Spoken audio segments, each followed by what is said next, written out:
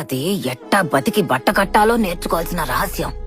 రోజు సంపాదించిన దుడ్డు ఖర్చులకు పోను 5-10 అని రొంచెమైనా జమ చేసి పెట్టినావంటే ఒక రోజు ఊహించని విధంగా ఏదో ఒకటి జరిగి ఉత్తి చేతులతో నిల్చోవలసి వచ్చినప్పుడు అన్ని రోజులు కష్టపడి ఒక్కో పైసా కూడబెట్టుకున్నదంతా ఎవ్వరి సహాయం కోసం ఎదురు చూడకుండా మనకు ఉపయోగపడతాది.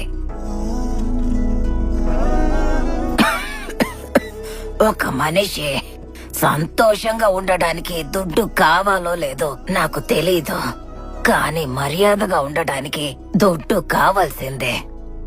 జీవితంలో బతకడానికి ఎవరైనా దుడ్డు అవసరం లేదు అని చెప్పినారంటే వాళ్ళకి దుడ్డు సమస్య లేకుండా బతుకుతున్నారు కాబట్టి అట్ట చెప్తున్నారని అర్థం. అట్టంటోళ్ళ మాటలిని మీరు కూడా అట్టాగే బతికినారంటే ఎట్టాగే